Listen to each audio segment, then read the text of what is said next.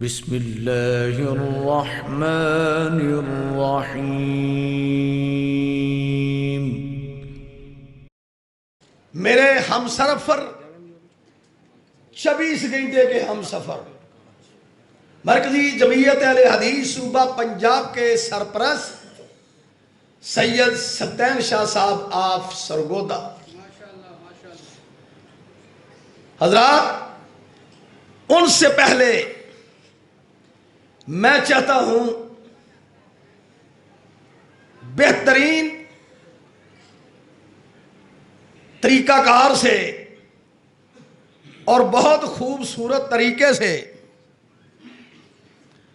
اور بہت مضبوط طریقے سے، جس کو کہتے ہیں نا پنجابی بچ پیندیاں لیندیاں پریشن کر دیتا جاوے مرزیت دا، وہ بہت ضروری ہے، میرے ایمان دا حصہ ہے، اور وہ میں پریشن چاہتا ہوں۔ میں اگر نہ کروں، مرزیت کا پریشن نہ کروں یا نہ کرواؤں، تو میں یہ سمجھتا ہوں میرے رسول کا دل روزہ خضرا میں دکھے گا، میرے رسول کا، میرے محبوب نبی کا روزہ رسول میں گمتے خضرا میں دل دکھے گا۔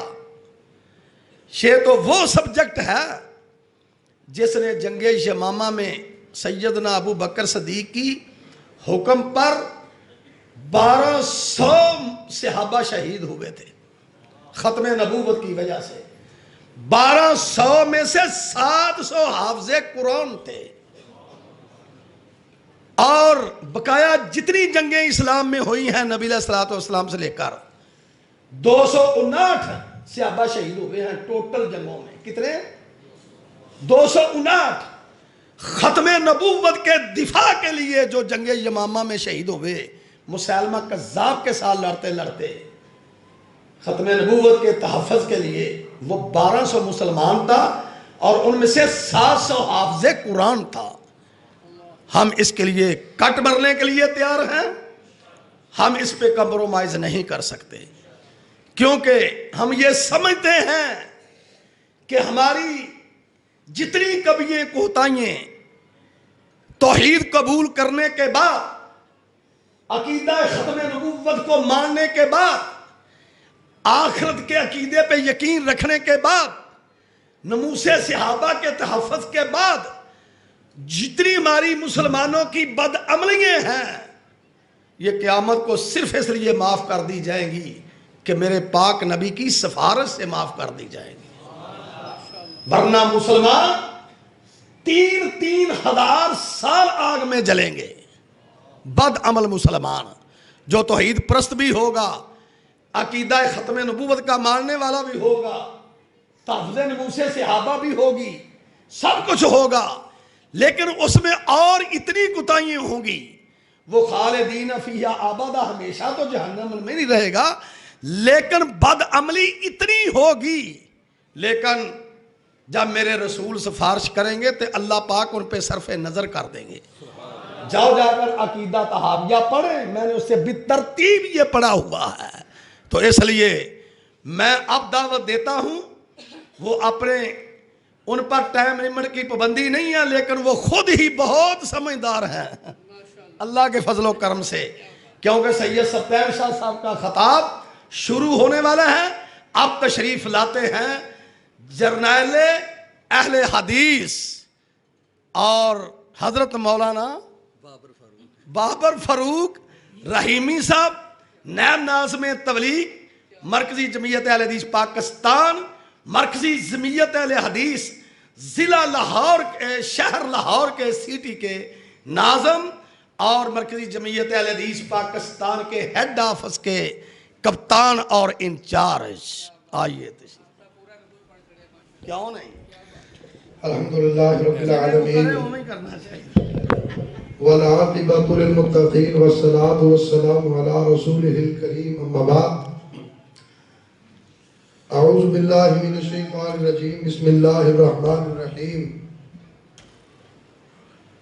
ما کان محمد ابا احد من رجالکم ولکن رسول اللہ وخاتم النبیین، صدق اللہ العظیم۔ حضرات، مرکز ابو ہریرہ دروغ والا میں صرف قائد پنجاب ناظم اعلیٰ مرکزی جمعیت اہل حدیث صوبہ پنجاب حضرت مولانا حافظ محمد یونس آزاد صاحب حافظ اللہ کے حکم کی تعمیل میں حاضری لگوانے کے لیے حاضر ہوا ہوں۔ حافظ محمد یونس آزاد صاحب مسجد کے امام نہیں، معاشرے کے امام ہیں، اور معاشرے کا امام معاشرے کا رہبر، معاشرے کا رہنما، معاشرے کا لیڈر ہوتا ہے۔ ہمیں فخر ہے کہ ہماری جماعت کے صوبہ پنجاب کے ناظم اعلیٰ اپنے معاشرے کے بھی قائد ہیں اور لیڈر ہیں۔ حضرات، سید سلطان شاہ نقوی حافظہ اللہ سرپرست اعلیٰ مرکزی جمعیت اہل حدیث پاکستان کی موجودگی میں میری گفتگو نہیں بنتی۔ انشاءاللہ آپ ان کا عالمانہ، عاملانہ، فاضلانہ، ادیبانہ، خطیبانہ، نقیبانہ، محققانہ، مفسرانہ خطاب سنیں گے انشاءاللہ۔ میں صرف حافظ صاحب کے حکم میں حاضر ہوا ہوں۔ ابھی انہوں نے فرمایا کہ مسیلمہ کذاب جس نے جھوٹی نبوت کا دعویٰ کیا، اس کی سرکوبی کے لیے 1200 صحابہ شہید ہوئے۔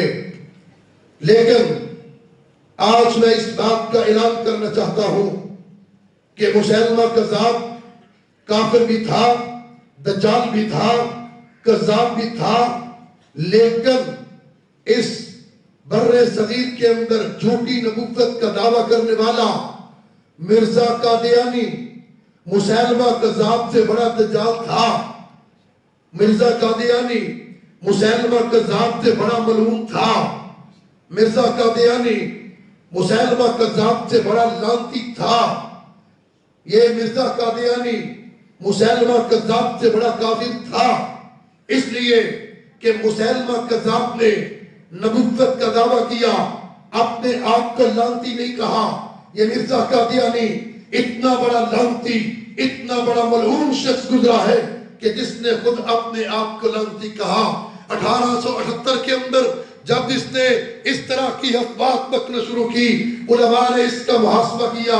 اپنی کتاب کے اندر لکھتا ہے محمد الرسول اللہ صلی اللہ علیہ وسلم کے بعد جو شخص کسی بھی رنگ میں، کسی بھی انداز میں، کسی بھی الفاظ میں نبوت کا دعویٰ کرے وہ شخص لعنتی ہے۔ 1892 میں یہ شخص خود جھوٹی نبوت کا دعویٰ کرتا ہے، اپنے الفاظ کے مطابق، اپنی تحریر کے مطابق، اپنی کتاب کے مطابق۔ آپ بتائیے مرزا قادیانی کیا تھا؟ کیا تھا؟ دوسری بات، مسیلمہ کذاب نے خود نبوت کا دعویٰ کیا، اس کے اندر کے شیطان نے اس کو برگلایا، اس نے نبوت کا دعویٰ کیا۔ یہ غلام قادیانی اتنا بڑا دجال تھا، اتنا بڑا کذاب تھا، اتنا بڑا لعنتی ملعون تھا کہ اس کو اندر کے شیطان نے تو برگلایا، لیکن اس نے انگریز کے کہنے پر جھوٹی نبوت کا دعویٰ کیا۔ انگریز کے کہنے پر جھوٹی نبوت کا دعویٰ کیا۔ اور میں آج سرپرست مرکزی جمعیت اہل حدیث پنجاب کی موجودگی میں یہ بات کہنا چاہتا ہوں، دعویٰ کرنا چاہتا ہوں کہ اگر غلام قادیانی جھوٹی نبوت کا دعویٰ نہ بھی کرتا تب بھی وہ کافر تھا، تب بھی وہ کافر ہے۔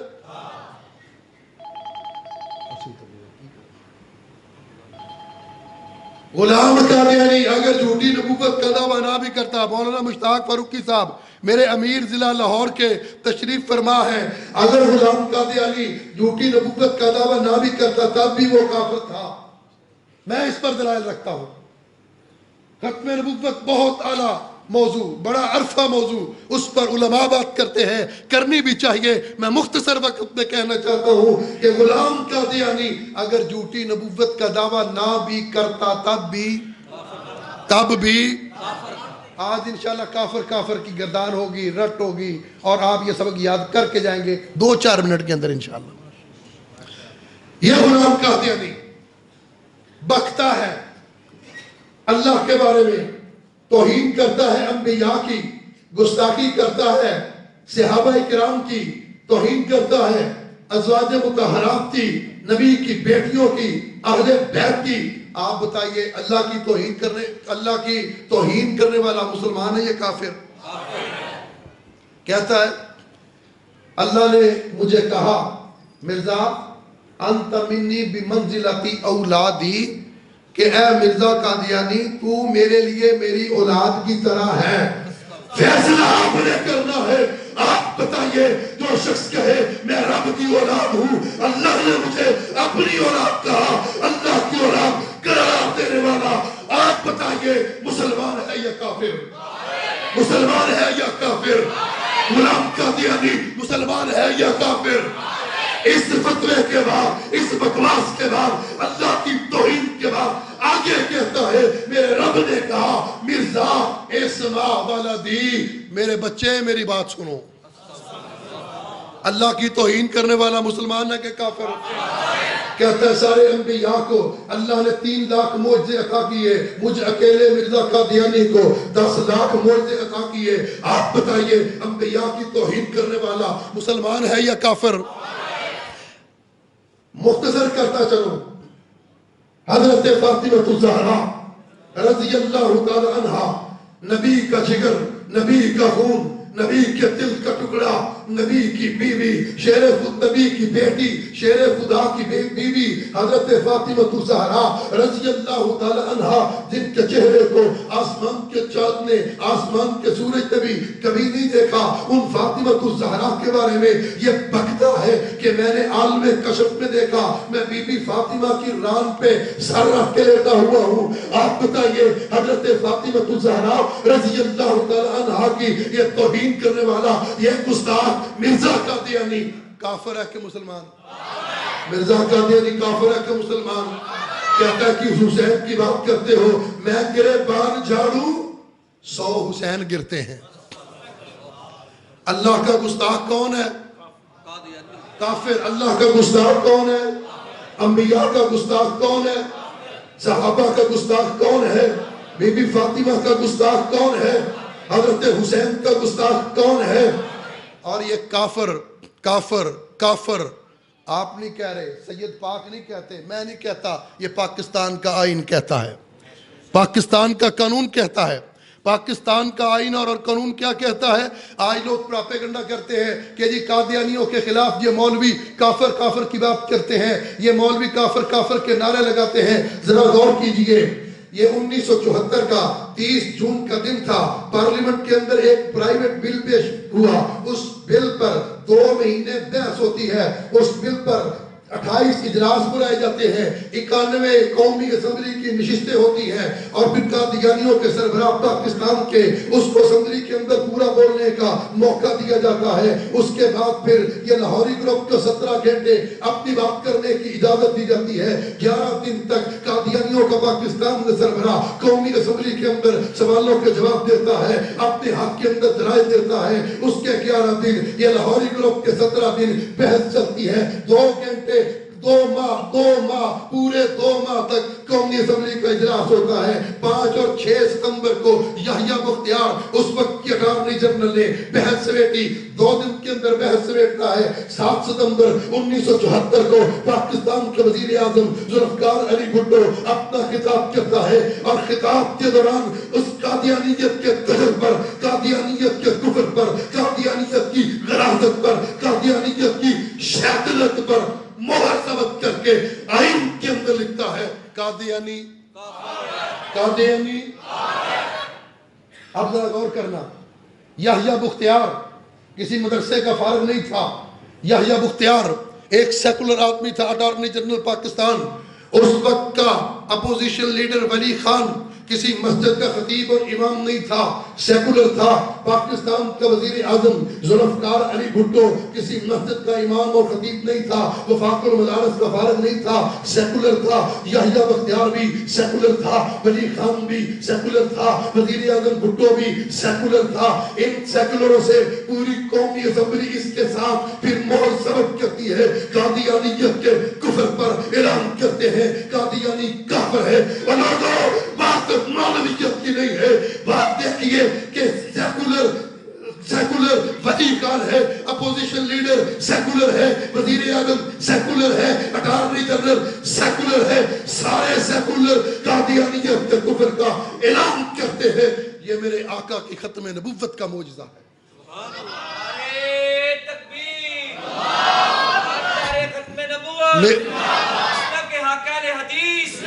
میرے آقا کی ختم نبوت کا معجزہ ہے۔ ذرا غور کرنا، آج میں اب میری جماعت کے، میرے مسلک کے اکابر، انہوں نے قادیانیت کا پیچھا کیا، اس کے دجل کا، اس کے کفر کا، اس کے کذب کا، اس کو للکارتے رہے۔ صرف 1953 کی تحریک کی میں بات کرنے لگا ہوں۔ 1953 کی تحریک چلتی ہے تو قادیانیت کے خلاف جو سب سے آگے فرنٹ لائن پہ تھے الحمدللہ وہ اہل حدیث تھے۔ مشترکہ مجلس عمل تشکیل دی جاتی ہے، مشترکہ مجلس عمل کے سب سے پہلے ناظم اعلیٰ جو بنتے ہیں وہ مرکزی جمعیت اہل حدیث پاکستان کے امیر سید داؤد غزنوی تھے۔ اس تحریک کے اندر یہ مولانا محمد حسین شہوبری گرفتار ہوئے، علامہ یوسف کلکتوی گرفتار ہوئے، مولانا عبدالقادر روبڑی گرفتار ہوئے، مولانا عبدالرحیم اشرف گرفتار ہوئے، میری جماعت کے سینکڑوں علماء گرفتار ہو کر بھی نعرہ لگاتے ہیں کہ قادیانی قادیانی۔ صرف فیصل آباد کے چھتی چک سے 100 اہل حدیث علماء گرفتار ہوئے، پابند سلاسل ہوئے، گرفتاریاں دی۔ میں آج اعلان کرنا چاہتا ہوں مرکز ابو ہریرہ میں کھڑے ہو کے کہ مرکزی جمعیت اہل حدیث پاکستان کا ہر کارکن اپنے امیر جناب سینیٹر پروفیسر ساجد میر صاحب حافظہ اللہ کی قیادت میں قادیانیت کے تجر کو بے نقاب کرتا رہے گا۔ ہمارے سامنے کوئی جرنیل آئے تب بھی نعرہ لگائیں گے قادیانی، بشارت دار آئے پھر بھی نعرہ لگے گا قادیانی، کوئی جج آئے پھر بھی نعرہ لگے گا قادیانی، دن کو بھی نعرہ لگے گا قادیانی، رات کو بھی نعرہ لگے گا قادیانی، بازاروں میں بھی نعرے لگیں گے قادیانی۔ جو تم سے ہو سکے تم کرو، ختم نبوت کے پروانے اعلان کرتے ہیں قادیانی کل بھی کافر تھے، آج بھی کافر ہے اور قیامت کی صبح تک انشاءاللہ کافر رہیں گے۔ جو ان کی سپورٹ میں، حمایت میں سیاستدان آئے گا، اسمبلی میں آئے گا، باہر آئے گا، انشاءاللہ اس کا ڈٹ کے مقابلہ کیا جائے گا۔ اللہ ہمیں ختم نبوت کا تحفظ کرنے کی توفیق عطا فرمائے۔ وآخر دعوانا الحمدللہ۔ نہیں 15 منٹ خالی صلاح کے ہاں کوئی مسئلہ ہی نہیں آئے گا۔ تو حضرات اب سید سبطین شاہ صاحب کا خطاب شروع ہوتا ہے اور نماز کے بعد انشاءاللہ حنیف ربانی صاحب کا شروع ہوگا۔ اب تشریف لاتے ہیں سید سبطین شاہ صاحب۔ الحمدللہ الحمدللہ وحدہ والصلاة والسلام علی من لا نبی بعدہ، اما بعد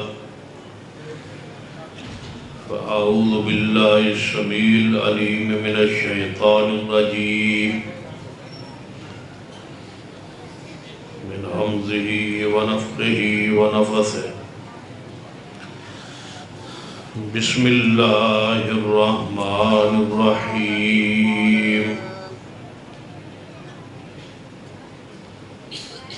لقد من اللہ علی المؤمنین اذ بعث فیہم رسولا من انفسہم یتلو علیہم آیاتہ ویزکیہم وَيُعَلِّمُهُمُ الْكِتَابَ وَالْحِكْمَةَ وَإِن كَانُوا مِن قَبْلُ لَفِي ضَلَالٍ مُبِينٍ۔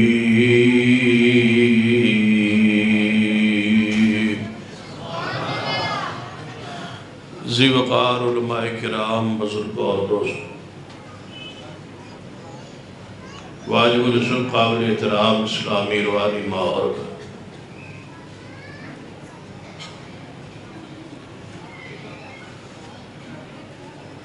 نبی رحمت صلی اللہ علیہ وسلم کی بڑی مشہور حدیث ہے.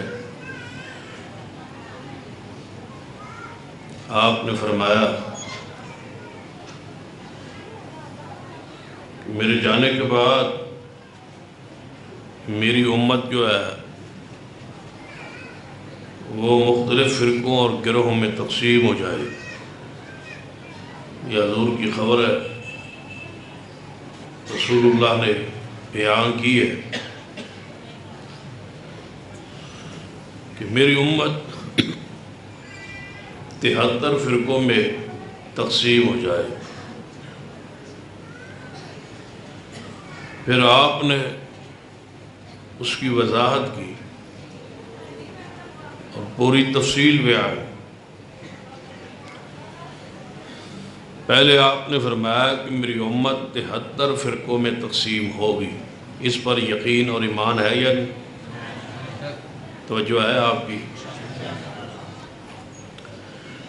کہ میری امت 73 گروہ تقسیم ہو جائے.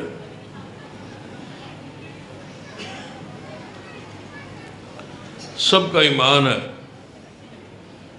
کہ اس امت میں اس حدیث کی روشنی میں فرقے بن جائے، اور بن گئے. امر واقع ایسا ہی. لیکن ساتھ اسی حدیث کے آگے جو الفاظ کلہم فی النار الا ملۃ واحدہ، کہ میری امت کے 73 فرقوں میں سے 72 جہنم میں جائے، صرف ایک گروہ جنت میں جائے. تو پورے اہتمام ہے. سوال ہے کہ حدیث کی روشنی میں فرقے بن جائیں گے، اور فرقے بن گئے. خبر ہے حدیث تھی پوری ہو، وحی کی خبر تھی پوری ہو، فرقے بن چکے. اور ساری دنیا مانتی ہے کہ یہ حدیث ہے، جامع ترمذی مشہور حدیث ہے. بلکہ لوگ جہاں مجلس محفل لگی ہو، فرقوں کی بات ہو رہی ہو، تو وہاں بندے یہ کہتے ہیں کوئی بات نہیں یار، حضور نے فرما دیا تھا کہ فرقے بن جائے. تو کیا نبی علیہ السلام نے صرف اتنا ہی فرمایا کہ فرقے بن جائیں؟ پوری حدیث پہ ہم غور کیوں نہیں کرتے؟ آپ نے فرمایا 72 گروہ، 73 میں سے 72 گروہ جہنم میں جائیں. جب حضور نے فرما دیا کہ گروہ بن جائیں گے، ساتھ فرما دیا 72 جہنم میں جائیں گے، پھر ہم یہ کیوں کہتے ہیں کہ سارے ٹھیک؟ ایک سوال ہے، ہر شخص غور کرے کہ جب 73 گروہ بن جائیں گے، 72 جہنمی ہے حضور فرمائے، اور ہم کہیں کہ نہیں سارے ٹھیک. سارے ٹھیک نہیں ہے، ٹھیک صرف ایک ہے، صرف ایک. یہ بات کہنا کہ جہاں کوئی لگا ہے اس کو لگا رہنے دو، نہیں. یہ بات خلاف عقل ہے. چھوٹا سا بچہ اگر گھر میں ماچس اٹھا کے اس کے ساتھ کھیلنا شروع کر دے تو کوئی بندہ نہیں کہتا کہ کرنے دو جو کر رہا ہے. ہر بندہ کہتا ہے کہ یہ بچے یہ کام نہ کرو. یہ کہنا کہ سارے ٹھیک ہیں، جہاں کوئی لگا ہے لگا رہنے دو، یہ عقل کے خلاف. اگر ایک بندہ غلط کام پہ لگا ہے تو اس کو روکنا ہے. شرک پر ہے، بدعات پر ہے، خرافات پر ہے، رسومات پہ ہے تو اس پہ روکنا ہے. یہ کہاں کا اصول ہے کہ جہاں کوئی لگا ہے اس کو لگا رہنے؟ یہ قرآن کے خلاف ہے، حدیث کے خلاف. حضور فرماتے ہیں برائی دیکھو تو ہاتھ سے روکو. حضور فرماتے ہیں اگر ہاتھ سے نہیں روک سکتے تو زبان سے روکو، زبان سے نہیں تو دل میں برا جانو. اور آپ کہتے ہیں سارے ٹھیک ہیں. سارے ٹھیک نہیں ہے، ٹھیک صرف ایک ہے. اگر میں کہوں کہ نماز عصر کی جماعت اس مسجد میں ہو گئی، آپ میں سے ایک بندہ اٹھ کے کہے ابھی جماعت نہیں ہوئی، تو ہم کسی کو کہے سیانے سمجھدار بندے کو کہ آپ دونوں میں فیصلہ کریں، میں کہتا ہوں ہو گئی ہے اور یہ کہتا ہے نہیں ہوئی، تو وہ کہے دونوں ٹھیک ہے۔ دونوں ٹھیک کیسے ہو سکتے؟ جو بات صحیح کہہ رہا ہے وہ ٹھیک ہے، جو غلط کہہ رہا ہے وہ غلط کہہ رہا ہے۔ ایک بندہ کہے اس وقت عصر کا وقت ہے اور دوسرا بندہ اٹھ کے کہے عشاء کا وقت ہے، آپ کہیں دونوں ٹھیک ہے۔ دو ٹھیک نہیں ہو سکتے، حق ایک ہوتا ہے، دو نہیں ہوتے۔ پھر نبی علیہ السلام سے پوچھا گیا، صحابہ کرام یہ بات جب سنی تو وہ تو چونک گئے، لرزاں طاری ہو گیا، پریشان ہو گئے۔ آپ کو تو کچھ نہیں ہوا، صحابہ پریشان ہو گئے۔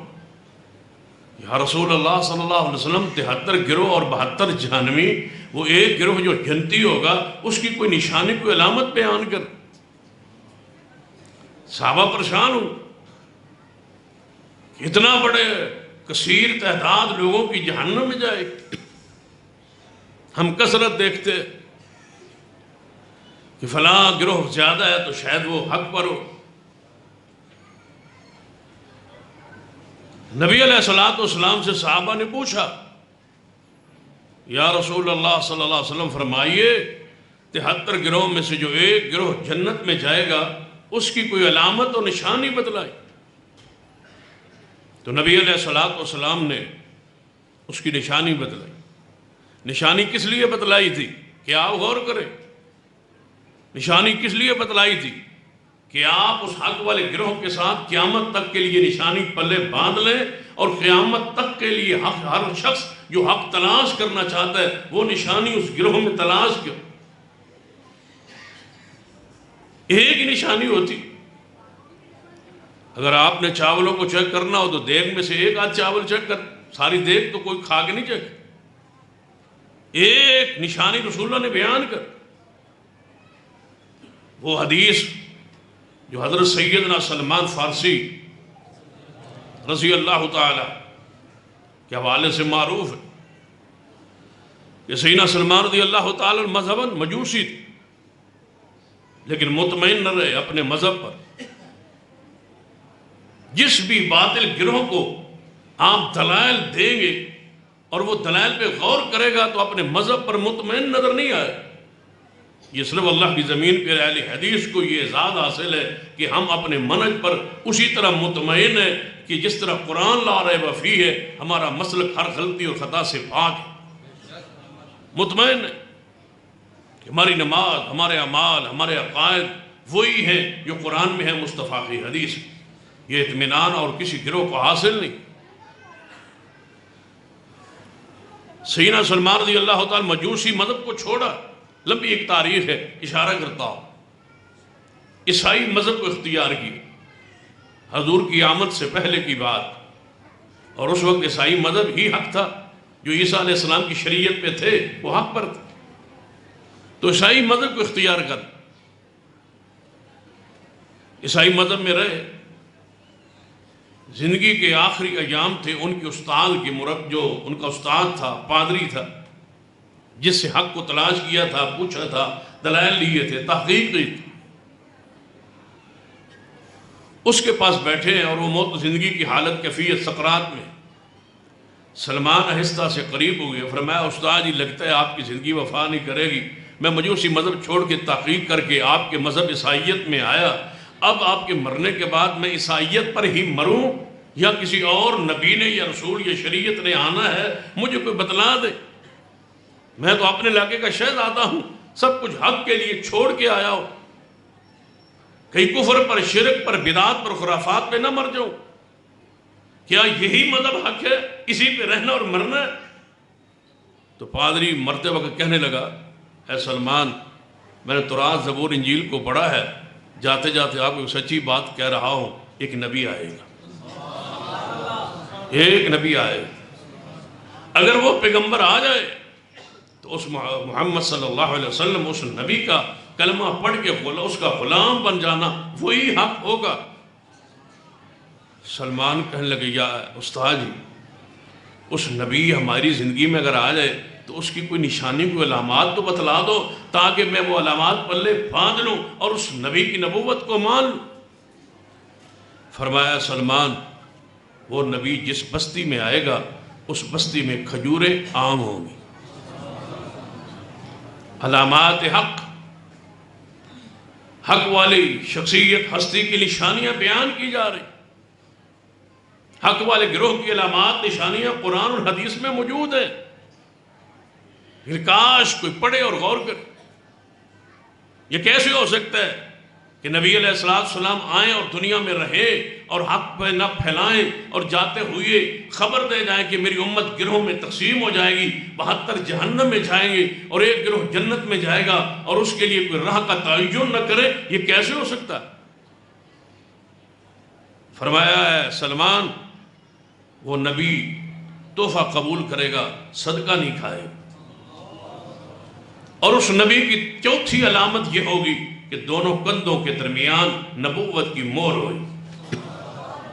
سلمان نے یہ 4 نشانیاں نبی علیہ السلام کی پلے باندھ لی. استاد فوت ہو گئے، دفن سے فارغ ہوئے، چل پڑے کھجوروں کی بستی تلاش کرنے. تلاش کرتے کرتے یثرب مدینہ میں آ پہنچے.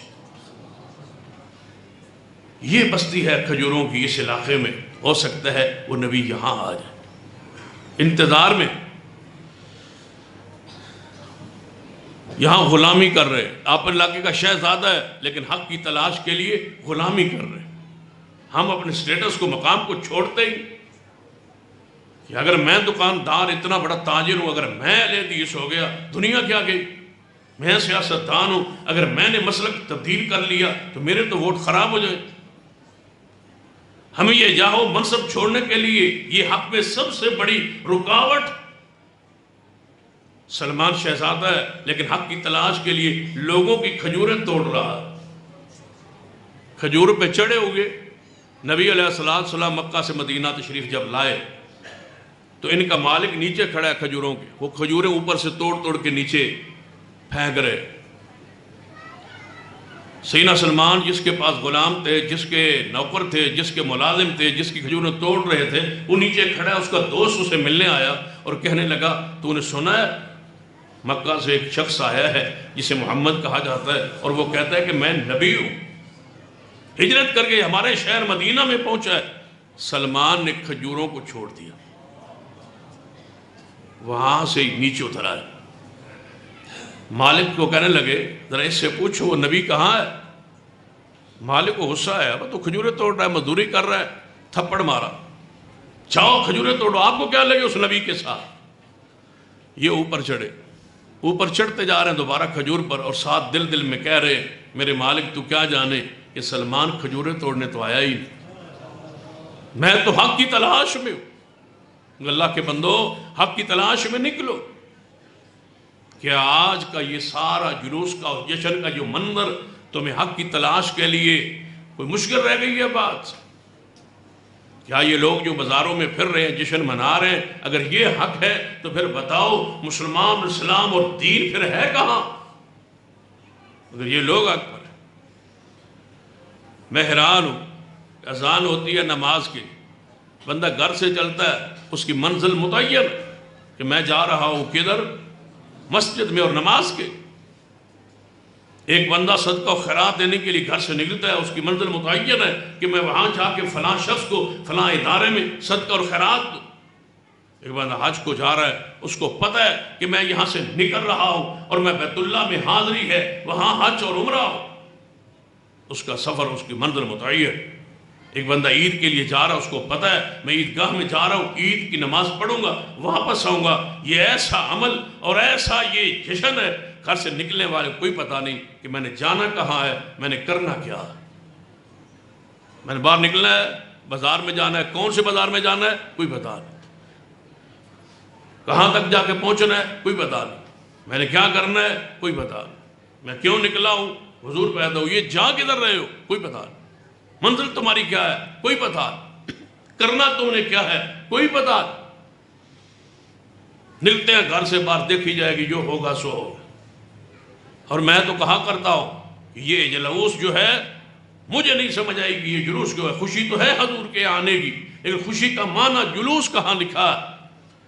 کہ جس دن خوشی ہو اس دن جلوس نکالیں، جس دن خوشی ہو اس دن بھگڑا ڈالیں، جس دن خوشی ہو بازاروں میں نکلیں. میری سمجھ سے یہ بالا چیز ہے. میں یہ سمجھتا ہوں کہ یہ جلوس احتجاج کے طور پر یہ احتجاج کرتے ہیں ہر سال کہ اللہ اس کے رسول نے اس کا طریقہ بیان کیوں نہیں کیا.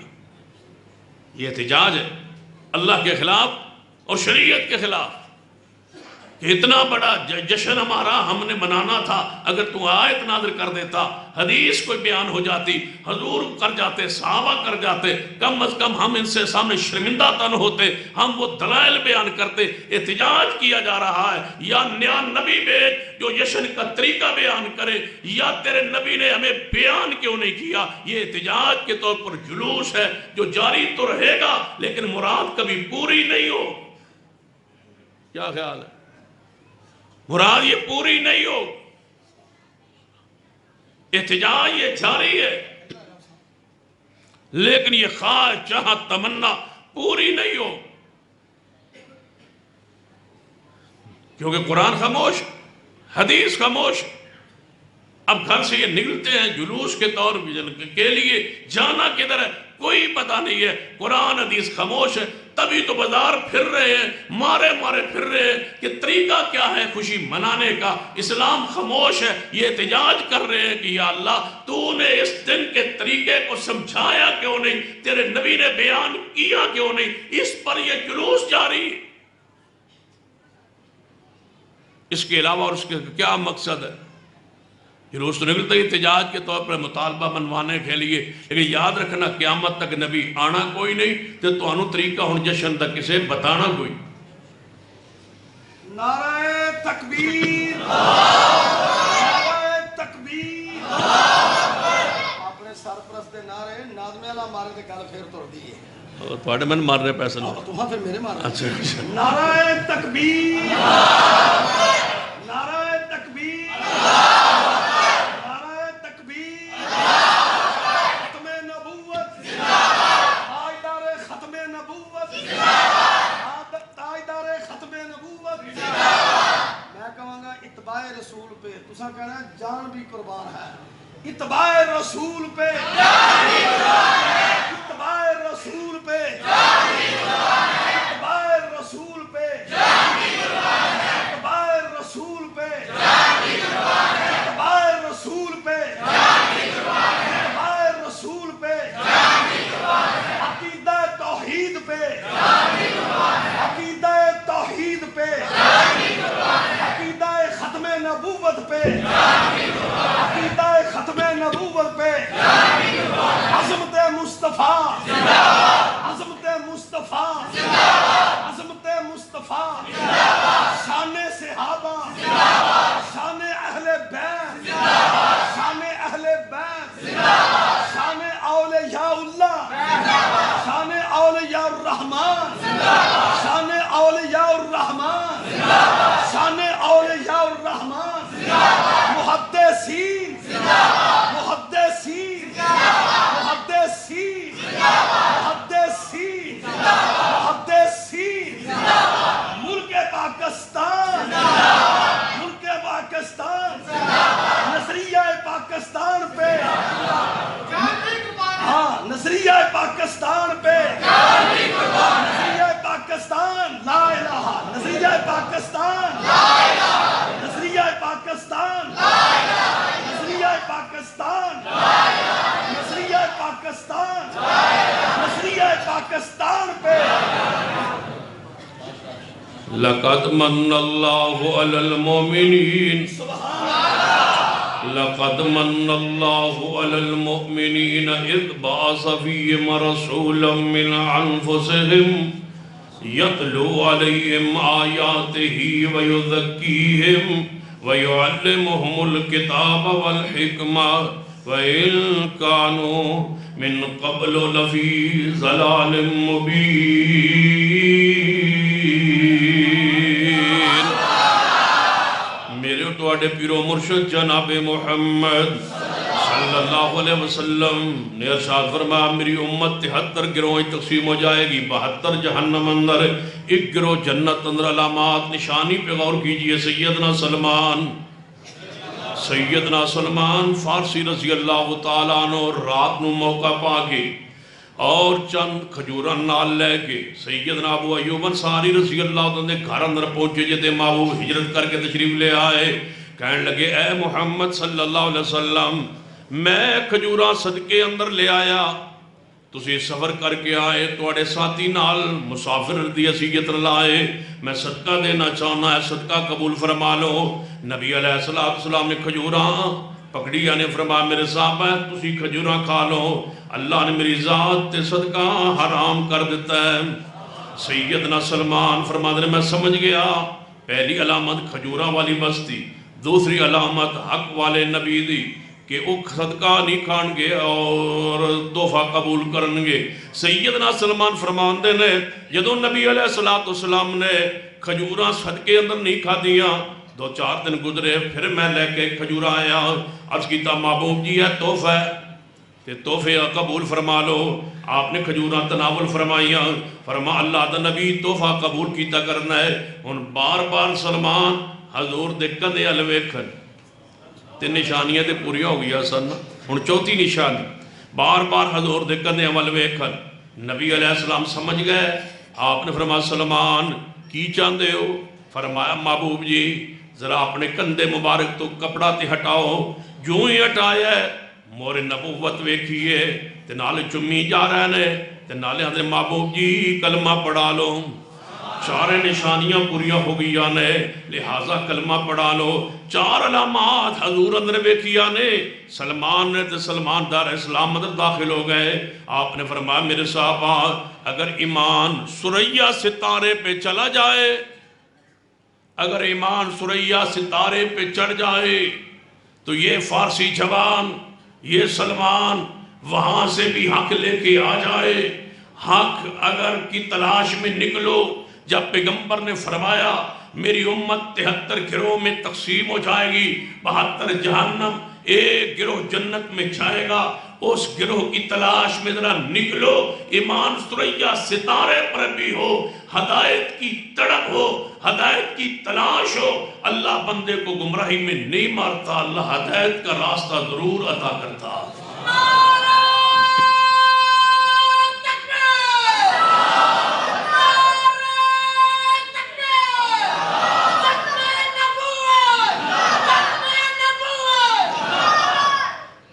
تہتر گروہ جہنم میں, 73 میں سے 72 جہنمی, ایک گروہ جنت میں جائے گا.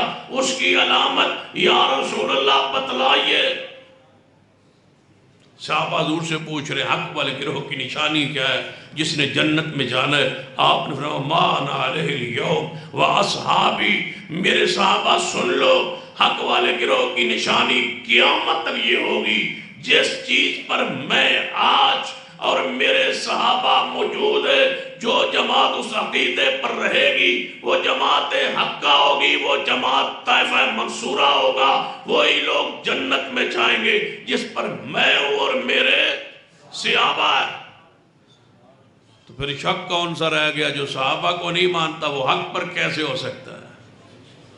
حضور نے صحابہ اکرام کو پہلے ہی حق کا معیار قرار دے کے واضح کر دیا. جو صحابہ کو نہیں مانتا وہ حق پر مان علیہ اليوم, آج کے دن جس چیز پر میں اور میرے صحابہ, جو صحابہ کو مانتا ہی نہیں وہ حق پر ہو سکتا ہی نہیں ہے. حضور نے پہلے فرمان, پہلی علامت, پہلی نشانی حضور نے فارغ کی تھا اس گروہ کو, حق والے گروہ میں سے جو صحابہ کو نہیں مانتا. اور تو پتہ چل گیا کیڑا گروہ حق پر نہیں, جو صحابہ کو نہیں مانتا. پیچھے 2 دن رہ گئے تو منٹ بھی 5-10 منٹ رہ گئے, اسی انشاءاللہ باقی نہیں فارغ کرنے. تو اڑا کی خیال ہے 73 گروہ میں سے 72 جہنمی, ایک گروہ جنتی ہے. ایک اس کی علامت فرمایا جس پر میں اور میرے صحابہ آج ہیں. آج جنہوں نے ایسا ہوتا ہے نا, سیکولر لوگ آتے ہیں جی مولوی فرقہ پرستی کرتے ہیں, فرقے بیان کرتے ہیں, قرآن آتا ہے فرقے نہ بنو. مجھے بتاؤ قرآن کہاں کہتا ہے فرقے نہ بنو؟ اس آیت کو پڑھو. وَاعْتَصِمُوا بِحَبْلِ اللَّهِ جَمِيعًا وَلَا تَفَرَّقُوا، اللہ کی رسی کو مل کے تھامو اور تفرقوں میں نہ پڑو۔ قرآن کی آیت کے دو جملے، وَاعْتَصِمُوا بِحَبْلِ اللَّهِ جَمِيعًا وَلَا تَفَرَّقُوا، اللہ کی رسی کو پکڑو اور فرقوں میں نہ پڑو۔ جو اللہ کی رسی کو پکڑ لے وہ فرقہ نہیں ہے۔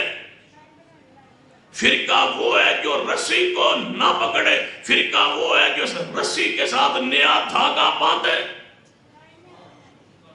جس دن یہ آیت نازل ہوئی تھی اس دن اللہ کی رسی سے مراد کیا تھا؟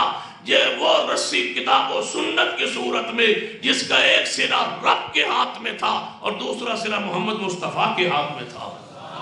تو یہ قرآن ہے اور حدیث ہے، یہ ہے رسی۔ جو اس کو پکڑے وہ فرقہ نہیں، جو اس کو چھوڑے فرقہ وہ ہے جو اس رسی کے ساتھ نئے دھاگے باندھے جو حضور کے زمانے میں نہیں تھے، وہ فرقہ۔ جو ہم نے دھاگا نیا باندھا ہو وہ بتلائیے، ہم کھولنے کے لیے تیار ہیں۔ اگر اس طرح سمجھنے یہ آسان الفاظ میں سمجھاتا ہو، اہل حدیث علماء کی ساری کتابیں، پوری دنیا کے علماء اہل حدیث کی ساری کتابیں اکٹھی کر کے کسی ایک گروہ کو، کسی عال علماء کو یا حکومت اپنی تحویل میں لے کے علماء کو دے دے کہ ان کتابوں میں جو بات کتاب و سنت کے خلاف ہے نشاندہی کرو۔ جب نشاندہی ہوئے ہماری طرف سے پیش کی اجازت ہے، ہر وہ بات کاٹ دو جو قرآن و سنت کے خلاف ہے۔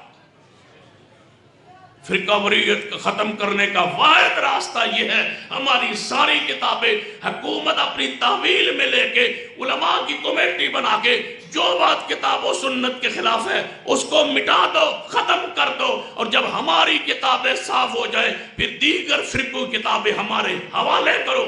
کتاب و سنت زندہ باد، کتاب و سنت زندہ باد، کتاب و سنت زندہ باد، کتاب و سنت زندہ باد، فرقہ واریت زندہ باد، فرقہ واریت زندہ باد، فرقہ واریت زندہ باد، فرقہ واریت زندہ باد، کتاب و سنت زندہ باد، کتاب و سنت زندہ باد، کتاب و سنت زندہ باد، کتاب و سنت زندہ باد، کتاب و سنت زندہ باد، محبت رسول پہ محبت رسول پہ محبت رسول پہ فعل رسول پہ قول رسول پہ فعل رسول پہ قول رسول پہ فعل رسول پہ فرقہ واریت فرقہ واریت۔ جب ہماری ساری کتابیں ان میں جو کتاب و سنت کے خلاف وہ کاٹ دو، جب ہماری صاف ہو جائے تمہارے بقول، پھر حنفی علماء کی، شیعہ علماء کی ساری کتابیں ہمارے حوالے کرو۔ ہم ان کی نشاندہی کرتے ہیں، جو ان کی باتیں کتاب و سنت کے خلاف ہوں وہ کاٹ دو۔ جب سب کی باتیں کٹ جائیں گی سارے مسالک دفن ہو جائیں گے، اہل حدیث مسلک پھر بھی قائم رہے گا، کیونکہ رب کا قرآن رہے گا، مصطفیٰ کی حدیث رہے گی۔ ہمارا مسلک آج بھی اور قیامت تک کی حفاظت کی ذمہ داری اللہ نے آسمان پہ خود لی ہے۔ ہمارا مسلک مٹ سکتا ہی نہیں، اللہ اس کا حفاظت کرنے والا ہے۔ توجہ ہے، وَاعْتَصِمُوا بِحَبْلِ اللَّهِ جَمِيعًا وَلَا تَفَرَّقُوا، فرقوں میں نہ بٹو، ہم فرقہ ہے ہی نہیں، ہمیں وَاعْتَصِمُوا بِحَبْلِ اللَّهِ جَمِيعًا، اللہ کی رسی کو ہم تھام کے کھڑے۔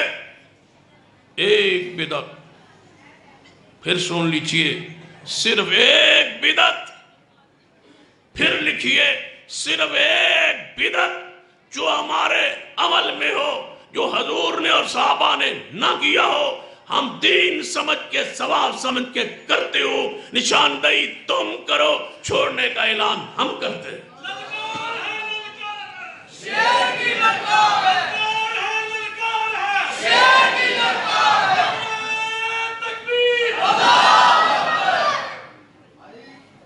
سید سبطین شاہ صاحب نے یہ کہا ہے کہ ہمارے اوپر کوئی نشاندہی کرے مسلک پہ کہ ایک کوئی چیز ہم سنت کے خلاف کرتے ہوں، کوئی نشاندہی کرے، ہم ابھی چھوڑنے کے لیے تیار ہیں۔ کوئی ہمیں نشاندہی کرے کہ یہ کام تمہارا سنت کے خلاف ہے، ہم ابھی اسی وقت چھوڑنے کے لیے تیار ہیں۔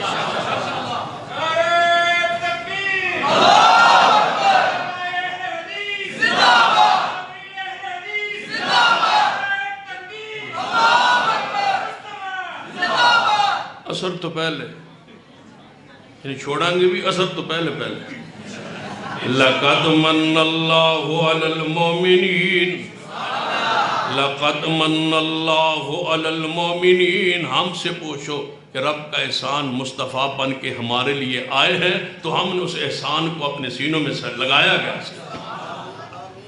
لَقَدْ مَنَّ اللَّهُ عَلَى الْمُؤْمِنِينَ إِذْ بَعَثَ فِيهِمْ رَسُولًا مِّنْ أَنفُسِهِمْ۔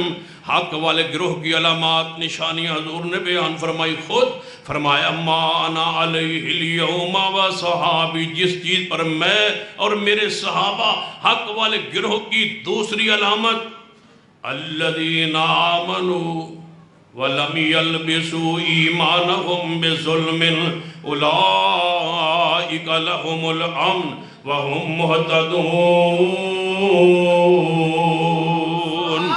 قرآن پاک اندر اللہ پاک فرماتے ہیں جنہ دے ایمان اندر شرک نہیں، جنہ دے ایمان اندر شرک نہیں، جنہ دے ایمان عقیدے اندر شرک نہیں، وہ ہدایت یافتہ نے۔ جنہ دے عقیدے اندر شرک نہیں وہ ہدایت یافتہ نے، جنہ دے عقیدے اندر شرک نہیں وہ حق والا گروہ ہے۔ لے آؤ رب کی زمین تے سانو کو مشرک کہنے والا کوئی ایک شخص جس نے ہمیں مشرک کہا ہو یا لکھا ہو، کوئی ایک رائٹر پوری دنیا میں جس نے ہمیں مشرک کہا ہو یا لکھا ہو، ساری دنیا مانتی ہے اہل حدیث شرک نہیں کرتے، تو میں تمہیں گواہ بنا کے علماء کو گواہ بنا کے کیوں نہ کہوں اے اللہ لکھ لے تیری زمین پر ہمیں مشرک کوئی نہیں کہتا، کیوں؟ ہم مشرک ہے ہی نہیں۔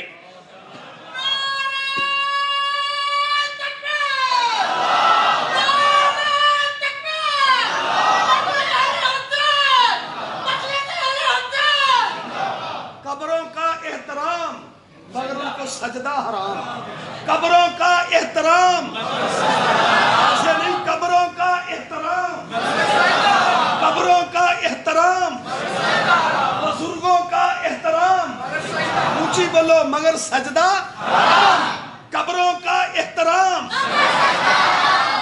قبروں کا احترام، قبروں کا احترام، بزرگوں کا احترام، قبروں کا احترام، قبروں کا احترام مگر ان کو سجدہ حرام۔ آخری بات سن، اسلام آباد ہائی کورٹ کے چیف جسٹس اطہر من اللہ نے یہ بات کہی ہے کہ حضور ہی صادق اور امین ہے، بس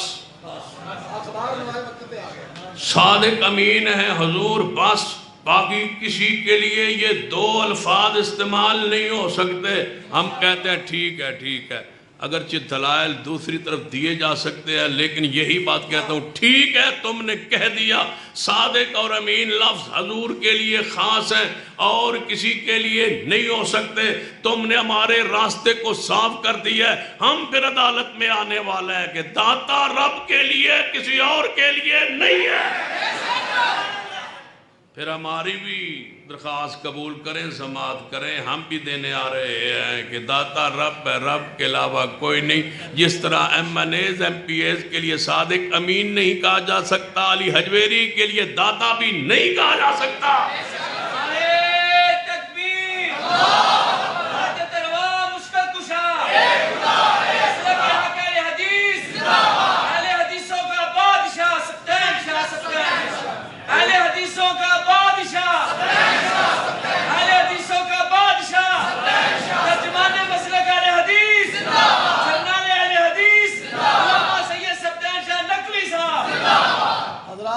محترم سید سبطین شاہ صاحب بتا رہے تھے کہ کسی انسان کے لیے داتا کہنا جائز نہیں، اس لیے فیروز اللغات جواہر اللغات کے حوالے سے کہ لفظ داتا فارسی کا لفظ ہے، اس کا معنی ہے کہ دادن دینا دہاد مزارے، داتا اس کا حاصل مصدر ہے جس کا معنی بنتا ہے رزاق، جس کا معنی کیا بنتا ہے؟ رزاق۔ اس لیے رزاق کون ہے؟ ان اللہ هو الرزاق ذو القوۃ المتین۔ وہ لفظ چاہے انگلش کا ہو، فارسی کا ہو، عربی کا ہو، جدا معنی جبار، قہار، رزاق، قیوم بنتا ہو، اس نام سے کسی مخلوق میں سے نام کسی کا نہیں رکھا جاتا۔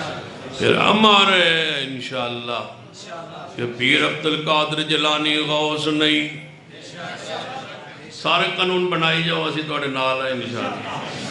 یا حیو یا قیوم برحمتک استغیث قرآن پاک استستغیثون ربکم اذ تستغیثون ربکم۔ غوث اعظم کون؟ اونچی بولیے غوث اعظم کون؟ اونچی بولیے غوث اعظم کون؟ داتا کون؟ پھر اسی انشاءاللہ آ رہے ہیں پھر اسے منوانا ہے رہبر شریعت کون؟ پیر طریقت، دیکھ لو انہا مولوی بندہ نہیں آگا، امیر شریعت مصطفیٰ نے، امیر شریعت پھر مصطفیٰ نے، حکیم الامت بھی مصطفیٰ نے، امیر شریعت پھر سید عطا اللہ شاہ نہیں، امیر شریعت پھر کون نے؟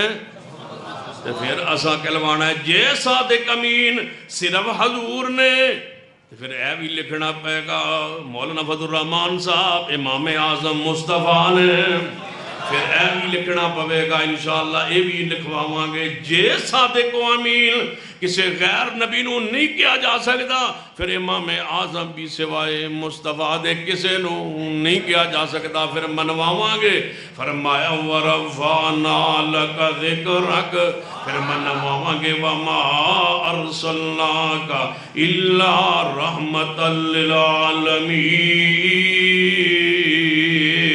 پھر منواواں گے انشاءاللہ یا ایھا النبی انا ارسلناک شاہدا ومبشرا ونذیرا وداعیا الی اللہ باذنہ وسراجا منیرا۔ پھر جڑے الفاظ پیغمبر کے لیے صفات خاص ہے وہ کسی امتی کو نہیں دی جا سکتی، جو اسماء حسنہ رب کے لیے خاص ہیں صفات وہ مخلوق کے لیے نہیں ہو سکتی۔ الفاظ کے تقدس پر قانون سازی کی جائے، ہم انشاءاللہ حکومت کے اس معاملے میں، عدالت کے اس معاملے میں ان کے ساتھ الفاظ کے تقدس کے لیے قانون سازی کی جائے۔ رب کی صفات مخلوق کے لیے نہ ہوں، نبی کی صفات امتی کے لیے نہ ہوں، صحابہ کی جو صفات ہے وہ صحابہ کے لیے، جو اہل بیت کی صفات ہے وہ اہل بیت کے لیے۔ انشاءاللہ وقت آئے گا ہم اس پہ الفاظ کے تقدس پہ قانون بنوائیں گے، اور یہ فرق ملحوظ خاطر رکھا جائے گا، ایک ایک لفظ ہر ہستی کے لیے تب استعمال ہوگا جس کی ضمانت قرآن دے گا یا مصطفیٰ کی حدیث دے گی۔ وآخر دعوانا الحمدللہ رب العالمین۔ اوپر کرنا سپیکر ہے، ٹھیک ہے ٹھیک ہے ٹھیک ہے ٹھیک ہو گیا، ٹھیک ہے ٹھیک ہے۔ السلام علیکم ورحمۃ اللہ وبرکاتہ۔ جاگ دے پہ ہو نا انشاءاللہ، دینی گے ماشاءاللہ، ڈرنا نہیں۔ فوراً نعت تو آغاز کروں گا۔ فضیلت الشیخ حضرت مولانا یونس آزاد صاحب حافظہ اللہ تعالیٰ اور انہوں دی کابینہ ٹیم مبارکباد دی مستحق کے ربائی تو آغاز ہوئے گا۔ منو تواڈی سبحان اللہ تو پتہ چل جانا کہ دے سینے اندر کالی کملی والے دا پیارے توجہ نال میرے عرب شریف دے جانور گا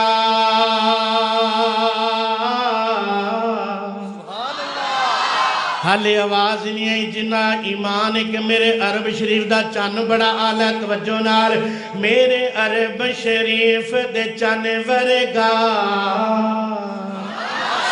मेरे अरब शरीफ दे चन्न वरगा कोई साहिब जमाल नहीं हो सकता बल्कि सारे ज़माने दे शायरां दा एडा सोना ख्याल नहीं हो सकता ओदा सानी ते इस कायनात दे अंदर कोई माई दा लाल नहीं हो सकता फिदा ओदी मिसाल ते एक पासे दूजा पैदा बिलाल नहीं हो सकता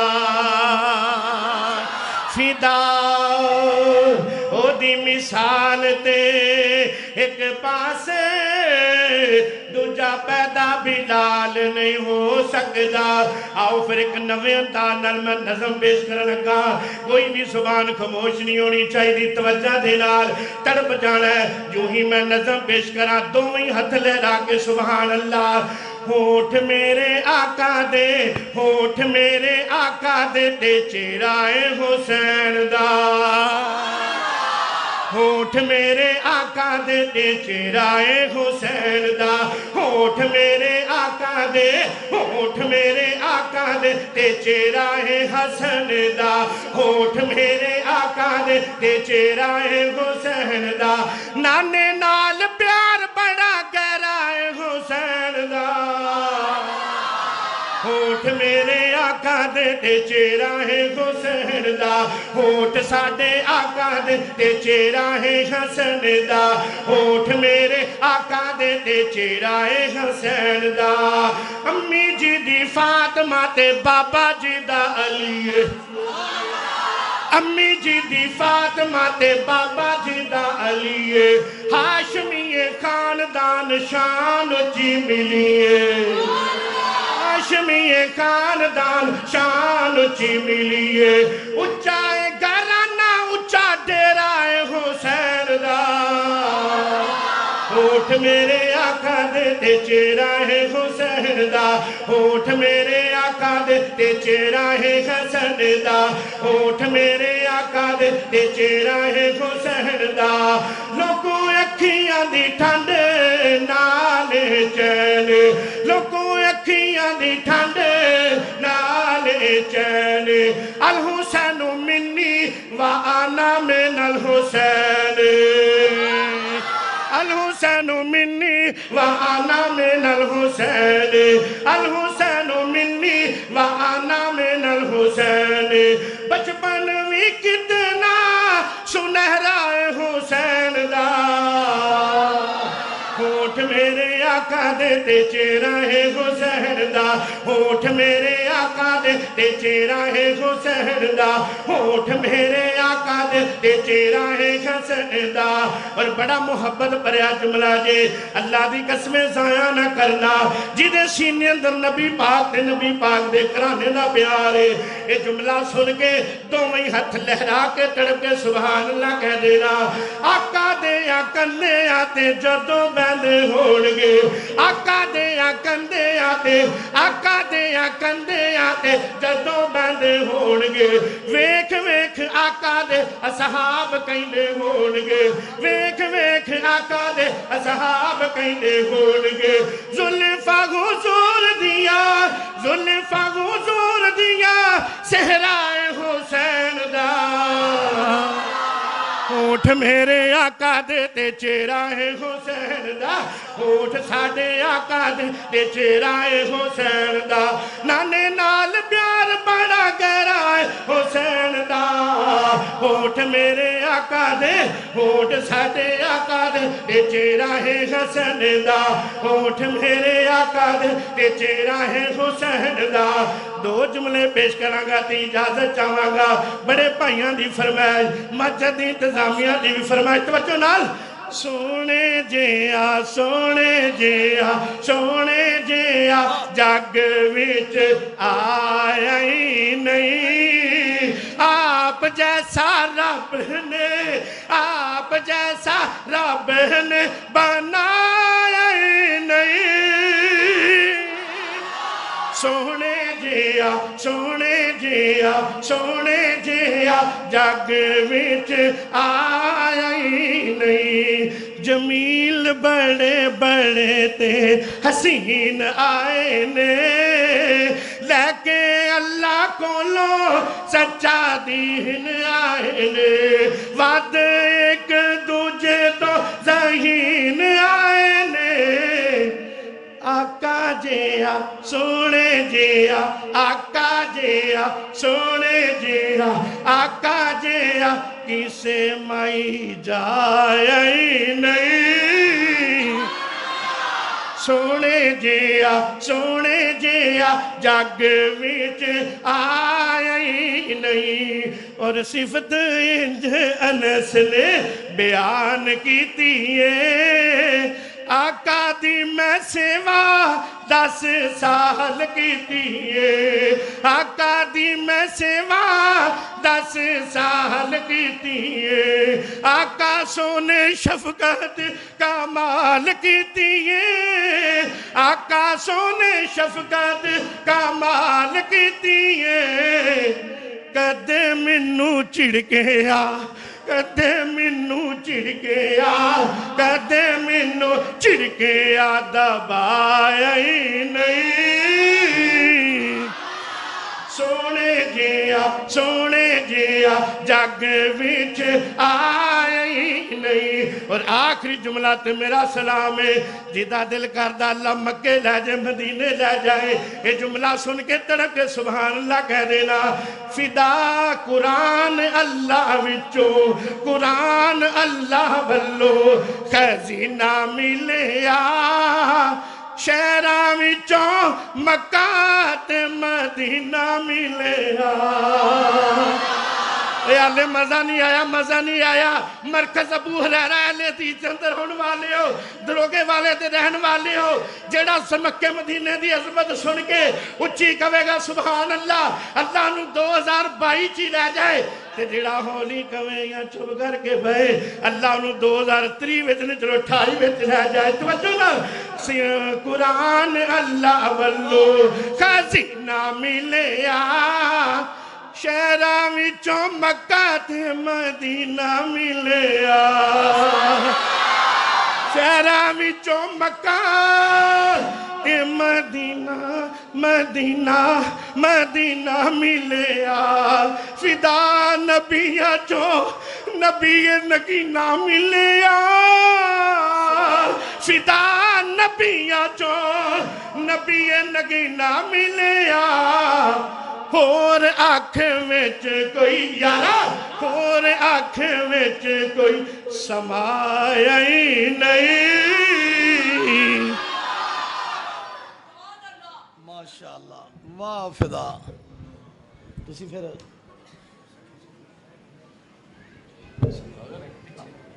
نہیں